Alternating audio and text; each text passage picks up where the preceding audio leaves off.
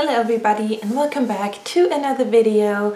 My name is Annika. If you are new here, I just gave birth to my third daughter. This was my sixth pregnancy. I had 3 miscarriages in the beginning, all natural miscarriages at home.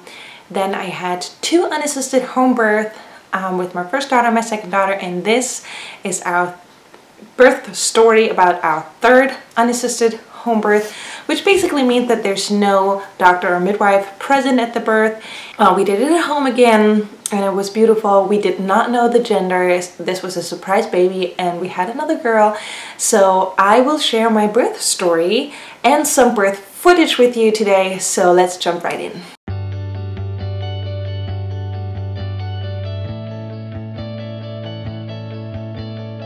So right at the beginning, I want to put a trigger warning for everybody who is about to give birth so you don't get scared. This was by far my most painful birth that I had. Reasoning why was because the position of the baby was not perfect and she was born with her hand by her face. So her hand and head came out first. That caused a lot of pain in my hips, but I will get into that later on. So let's start at the beginning. This was the weirdest birth that I had so far. All of my births have been so different, so if you have not watched my other videos, maybe you want to jump right there. They were really positive, great birth too. This time I went past my due date again. My due date was the 26th of January in 2022.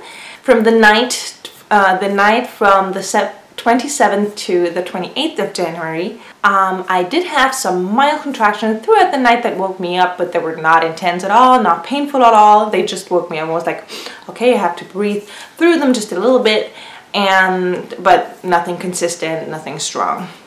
And then in the morning on the 28th, around 9 a.m., I went to the bathroom and I noticed that my mucus plug was coming out.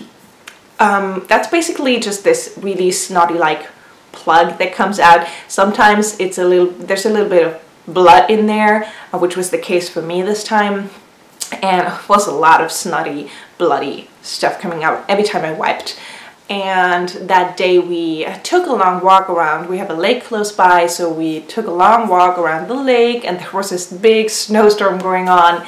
It was freezing, but I hoped that just walking would start everything and keep the contractions going, so we did that walk, and the pressure down was getting stronger and stronger, but the contractions did not really pick up that much. Yeah, and then around 12:30, around lunchtime, a big part of my mucus plug came out when I went to the bathroom. So it was like, okay, with my last girl, that's how it started too. It started coming out, and then about 2 days later she was born. So this time around I was like, okay, it's coming out. So within about 2 days she will probably, or the baby, I didn't know their gender, would probably be here. That night, that evening, I had a dance course, an online dance course for pregnant women, which was really nice, and I was dancing, moving my hips and everything. So I thought, okay, this would be the perfect opportunity to help baby to get down in the birth canal even lower and start the contractions, the baby would come. But yeah, that didn't really happen. So my husband put our girls to bed and I did that dance course, and then I came back. I snuggled up with my husband on the couch because he was watching Harry Potter. I was basically waiting for the contractions to pick up again, and around 9 p.m. they actually did start again, and I was timing them and hoping that they would get stronger, but that really didn't happen. They were really inconsistent, really far apart, which I've never had before. And yeah, since they were so inconsistent, we went to bed around 11 p.m. Then at 3:20 a.m. on the 29th, I woke up from a really strong contraction actually, and they continued until like 7:30 a.m. They were pretty strong this time. I had to breathe through them, and I would fall asleep between contractions, but they were so far apart still. They were not getting closer. They were just really strong already, and I could not sleep through them. But yeah, they did not get more painful or stronger or closer together, so I knew this was not the big deal. And then our girls woke up, we started the morning routine, and I continued to lose my mucus plug, and then I kept having that feeling that baby was not in the perfect position. She was not pressing down enough on my cervix to open it up, and I could feel that, but I did not know, since I had an anterior placenta and I could not feel the correct position of the baby.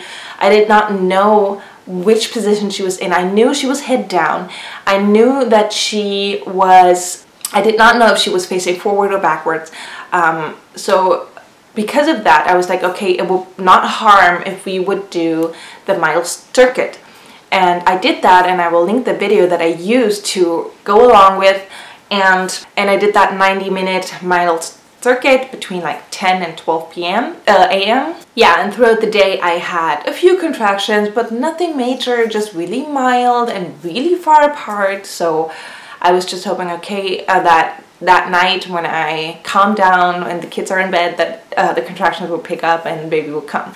At around 4 p.m. they started picking up again a little more, and they were stronger, but they were not, and I had to breathe through them, but they were not really consistent. They were somewhere between 7 minutes apart and 17 minutes apart. It was really mixed up and random, and I got a little bit frustrated, because then at 7 p.m. our kids go down to bed for the night. We put the kids down.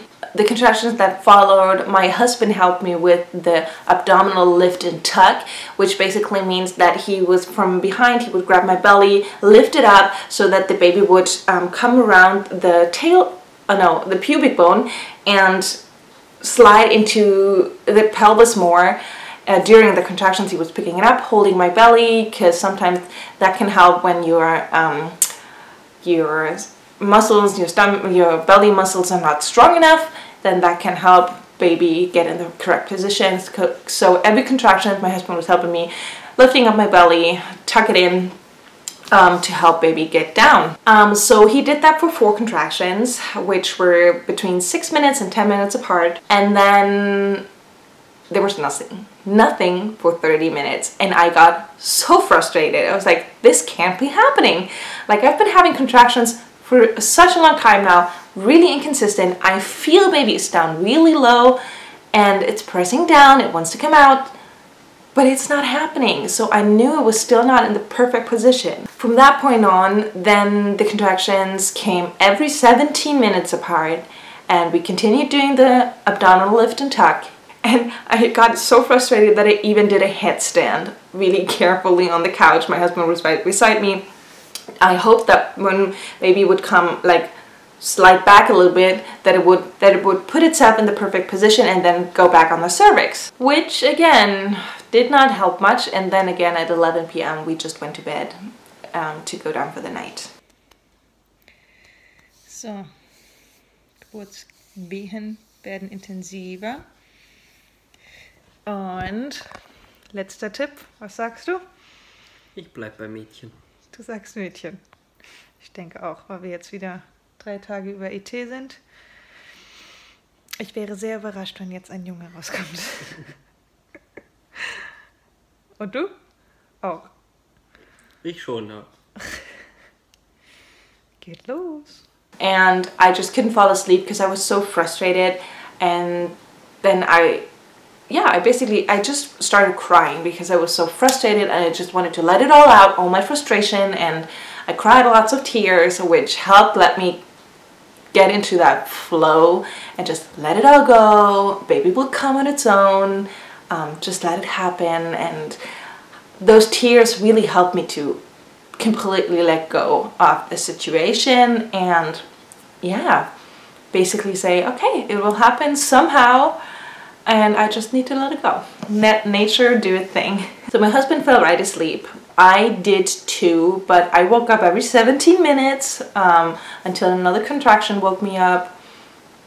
I had to breathe through the contraction, fell back asleep after 17 minutes, next one, and so on and so on. So on the 30th of January, around 1:30 a.m., I went to the bathroom, and then I just walked around. I used the bathroom, and then I just walked up and down in our bathroom because I hoped that the contractions would pick up if I would be like standing and walking. And it actually did help. All of a sudden the contractions came every 2 to 3 minutes apart. So, and I noticed that they were getting a little stronger. So at 2 a.m. I woke up my husband and I told him, it's go time. Can you please set everything up? So he put down this foil to protect the floor. He set up the birthing pool. He put water in the pool. Lit all the candles and stuff, and I was breathing through some contractions, and after a while I put in some headphones and had my music on, and I was just going with my music, and I was in my flow. I was just really in my little bubble. I did not care what was happening around me. I knew that outside there was this big storm going on. It was really loud actually, and I just put in my headphones and I was just in my little baby bubble, basically.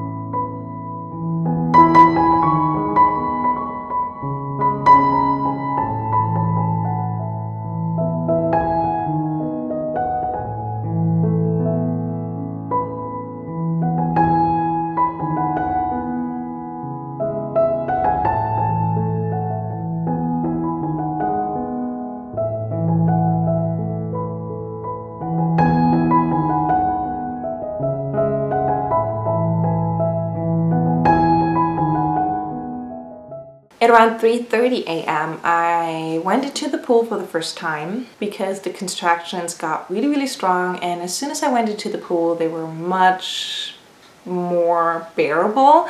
I felt much better. But around 4:45 a.m. I came out of the pool and went to the bathroom again because I noticed that the pressure down was not as strong anymore, and I hoped that getting up and out of the pool would help baby move down again. So I was walking around a little bit, but it was so painful, so I was like, nope, I need to get back into the pool. So at 5 a.m. I went back into the pool, and this is when it all started.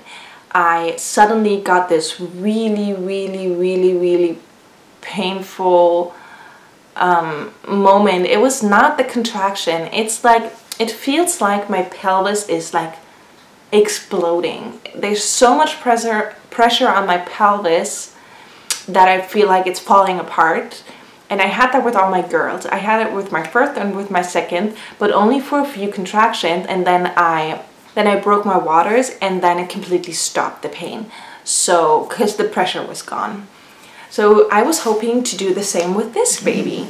I felt the pressure. I was like, all right, now I need to open my amniotic sac, break my water, and then the pain is gone, and then baby will be here anytime now. And I tried to break my waters, and I couldn't. The amniotic sac was so thick. I could not break my waters. It was so strong, and I tried and it got more painful and more painful the more the longer it took me to get the water to break. And it was just so painful, I just couldn't handle it anymore. I actually started shaking, my whole body was shaking because the pain was so exhausting. And every time I tried to open my waters, it just didn't work, and the pain got stronger and stronger, and I started shaking even more. And I got so frustrated that for the first time giving birth, I had the urge to just scream all my frustration out, that I couldn't break my waters, that the baby was not going down, that it was so painful. And I was like telling my husband, I just need to scream, because like keeping all my vocal cords loose helps you open the cervix more and relax down there. So I was like, I just need to scream to loosen everything up. And he was like, well, then go ahead. And I screamed bloody murder. It was not because of the pain. It was more about the frustration that I felt, that I could not break my waters, that the pain was so strong, and the baby was just not coming.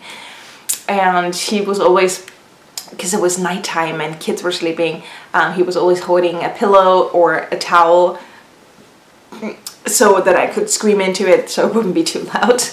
And the pain got stronger and stronger, and I just couldn't break my waters. And I got so exhausted after a while. I was shaking so much. I was about to give up. I was like at the point where I'm like, I can't do it anymore. This is way too painful. I cannot break my waters. This baby's not coming down. I can't do it anymore. I'm shaking like crazy. And it was around 7 a.m. by that time, so 2 hours of extreme pain, that I was like, okay, I'm about to give up. I told my husband, I was like, I can't do it anymore.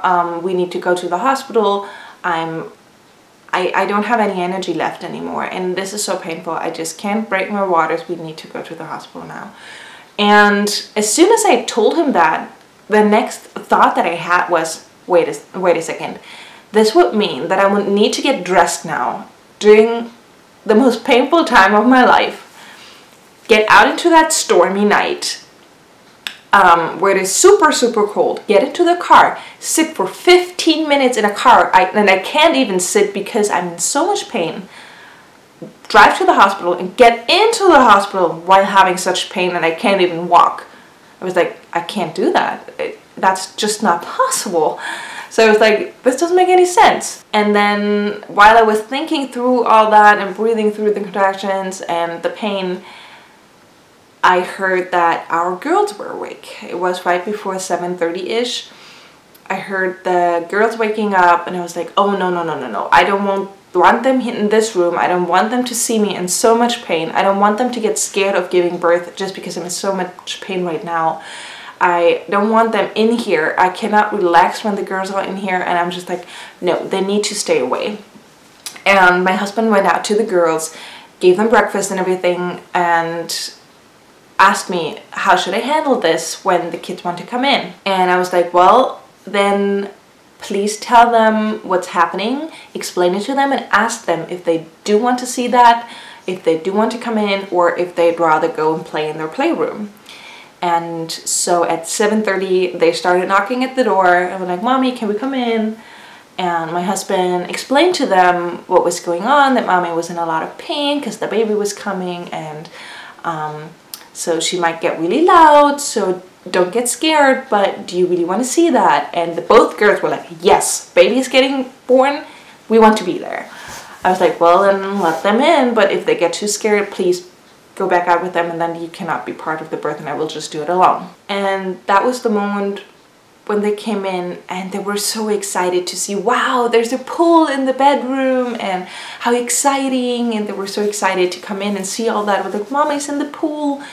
And they came in, and then I had that pain again, and I tried to stay really calm. They came over and they like stroked through my hair. They gave me kisses, and they were like, oh Mommy, you're so strong, Mommy, I love you. And it was crazy. The 1 minute I just didn't want them to be part of this, and then as soon as they did all that, and they were so sweet. Remember, my girls are 3 years old and 2 years old at that point. So they were really young, and while they give me those kisses, I just felt this energy go through my body. I was like, I can do this. They gave me so much positive energy, and I felt like I could, like, yeah, do it now all of a sudden. So it was like, all right, I will try it one more time to break my waters. And I felt down there, and basically the head was almost there. Like, if this is the vaginal canal, the head was right here. It was like already, I didn't have to put my finger in, it was right there. So I tried to break the waters again, and this time it finally worked. And with my other girls, when I broke my waters, immediately after that the pushing contractions started, and soon after the babies were born. So I was waiting for that. Pain was better, and I was waiting for the pushing contractions, but nothing happened. I was like, what the heck, what's going on? Why are there no pushing contractions? They did not come. And I was waiting, and it didn't do anything, and I was like, but I need to get this baby out right now. And then I felt that baby was trying to push itself down. It was like moving and moving and pushing itself down, and nothing happened. I was like, well, baby needs to come out now, so I need to push. If you've seen my other birth stories, I pushed with the first birth and got a really, really bad tear. So the second time I did not push at all. I let my uterus do all its work and the baby. I did not push, and I did not tear at all. So I was like, no pushing means no tearing. So I didn't want to push this time, but I had no choice. I needed to help baby get down because I did not have pushing contractions. So I started pushing, and I felt like one little push and the head was almost out, and it was like, oh no, no, no, no, no, no, no.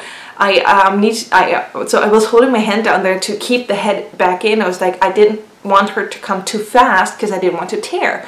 And then I did never feel the ring of fire that I felt with my other girls. And then after a while it was just like, so what? If I tear, I've been through that. I know it heals by itself. I don't care anymore. I just want this baby out. So I let my, took my hands back up, and I was like, okay baby, you can come now. So one more push, and the head was out. And then usually my babies, when the head is out, with the next push or pushing contraction, my babies would just like turn and slide into the water. And again, this didn't happen. So baby was out, head was out. I felt that baby was like wiggling, wiggling, wiggling, and couldn't get out. So I was trying to feel the head. I was like, what is wrong? Is she like in the wrong position? She was in the right position, but as soon as I tried to feel her head, I felt a hand right here. There was a hand right here, so basically she was out like this. I could feel the hand, I could feel the head. I was like, oh, that was the problem. Baby was born with the hand. Okay, and I was like, okay, then I need to change my position. And with my instinct, I don't remember what position I went into. I just knew I had to change position to help baby get out.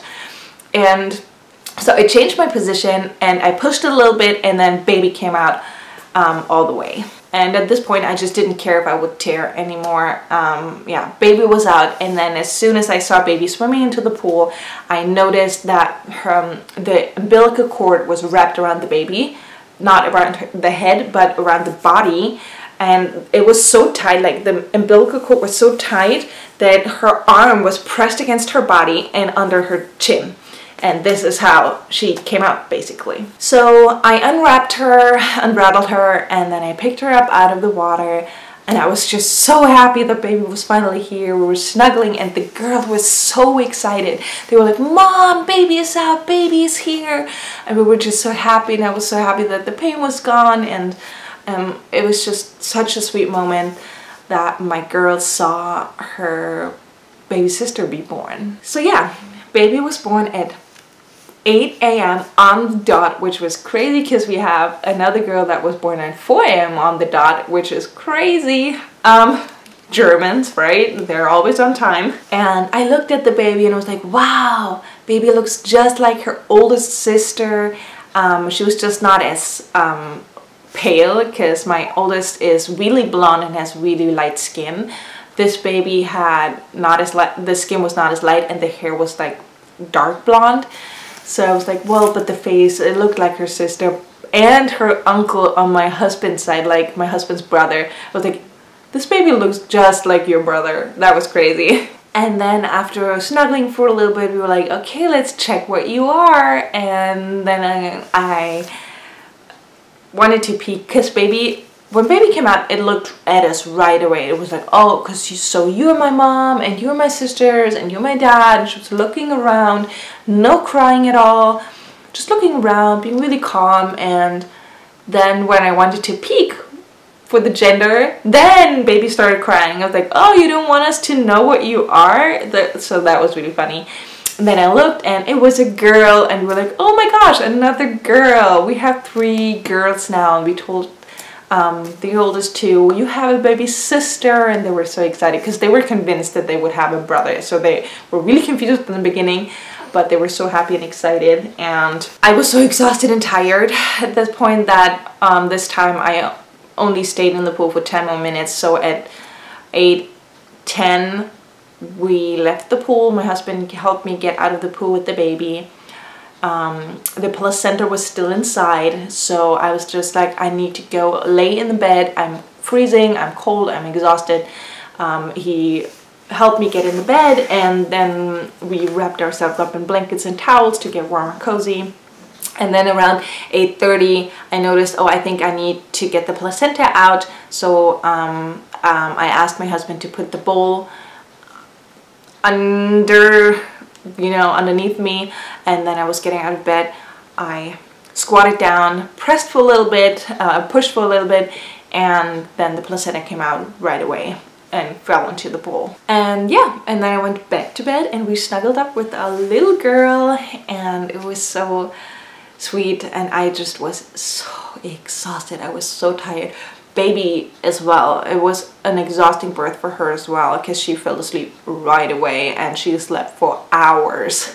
And then later I checked myself for any tears, but I did not have any at all.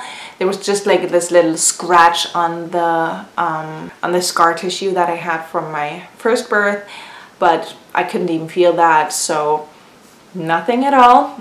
And the only thing that was painful during the whole day that she was born and the next day was my pelvis. Since I was in so much pain for 3 hours and my pelvis was like, it had so much pressure on there for 3 hours with the hand and the head, I felt like my pelvis was falling apart. I could not walk, I could not sit, and I could not lay down. I could not lay on my tummy because then my pubic bone would hurt so much. I could not lay on my side because then I would feel like my pelvis would be crushed together. And I could not lay on my back because then my tailbone and my sacrum would hurt so bad. And it was actually so painful. It was really sore. It was a different pain after she was born, but it was so sore and painful that I actually cried that night. The first night that she was born, I was in so much pain. I was crying because I had trouble nursing her because I could not sit or lay down or do anything, and she didn't want the breast at the beginning as well, and I got really frustrated, and the pain was so strong, and even my tights were hurting so bad. It felt like the worst sore muscle that I've ever felt in my life. So I had this postpartum girdle that I was putting around my belly and my pelvis when I went to the bathroom. That helped a lot, but I was in so much pain. And then with my whole hormones and everything, we struggled for a few weeks because it's been a few months now, because I just had to, with my hormones and everything, go through that birth because it was really the toughest birth for me. And I just yeah, I was crying about it because it was so painful. Then I was crying about it that she was not nursing. The first 2 days she would not nurse at all. She would not drink anything. Then she would spit up some amniotic fluid, and then she got hungry and I offered my breast again. She wouldn't take it. I had to pump and then give her the bottle for about 5 days because she would refuse the breast. Then I would get a nipple shield, and I hated those. But that was the first time that she would drink from my breast with the nipple shield. I used that for a few weeks till she finally was able, since she was so small and tiny and she could just not get my huge breast full of milk. And after a few weeks I could just drop the nipple shield and during the day. She only needed it at night. Then finally after a while she didn't need it at all. That's when she was about a month old, and but she was not gaining enough weight. She was still not up to her birth weight, which was kind of scary in the beginning, but she was long, like she was growing, but she was just not gaining weight. And so I pumped in the morning and the evening to give her the bottles so she would get a lot of milk in, and then during the day at night I would just nurse her. And that helped because then she started gaining weight. But since she did not drink enough in the beginning, she had constipation really bad. Like after her first baby poop, basically she did not poop at all, and then we had to help her and get some stuff into her bum that she would poop, and her bum was so tiny and it was so I hated that. We needed to help her poop, and this was just so scary because she was just not getting enough fluids in apparently. And then when she was about 5 weeks old, that's with all my girls, they had constipation during 5 weeks and 8 weeks old.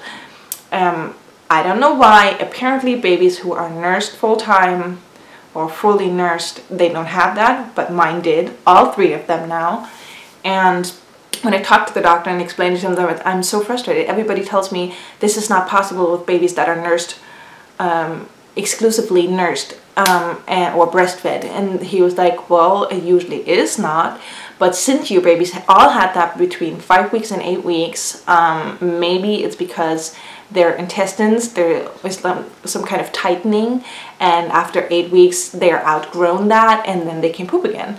So maybe that's the case with your babies. So that during those 5 and 8 weeks she had it again, which is really frustrating when your kid is in so much pain, screaming bloody murder because she cannot poop. Yeah. So with all that, all the things going on and my hormones, I had really bad baby blues and I was really scared to get into postpartum depression, but I did not, thankfully. And yeah, now we're doing well. Baby is nursing fine. She's gaining lots of weight. She's gaining a lot now. And yeah, we're just doing well. I'm doing much better. I have my postpartum flow for 3 weeks, and then at 5 weeks I had my period again, so that sucks. But we're doing well. I'm doing well. The baby's doing great now. We're really happy how everything turned out, and yeah, and now we're about to start into new adventures. 3 girls. I still cannot believe it sometimes. I have 3 girls now after losing 3 babies. Oh, and then, oh yeah, this is really special too. I want to share that. When she was 5 days old, I was thinking about a necklace that I wanted to get that has like those 3 circles with the initials of my kids. And then since I have 3 kids now, I wanted, on the back side, I wanted to put little stars, which is a symbol for my angel babies that I lost before, and I've lost 3, so I wanted to put the stars in the back and then the initials of my girls on the front. And I was thinking, oh, maybe I'd put the initials of my angel babies, because we gave them names as well, put them on the back too.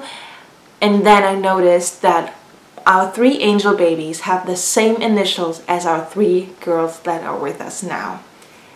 L, T, and J, which is crazy.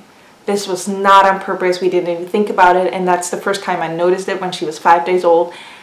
And I don't believe in yeah, random things, that something randomly just happens. And I'm not sure if this is a message that our angels babies are with our girls, are protecting them, or what is going on, but I thought that was really, really special too. So yeah, this was a really, really long birth story. So this was our third unassisted home birth with our third baby girl. So yeah, thank you guys so much for watching, and I hope you're having a great day.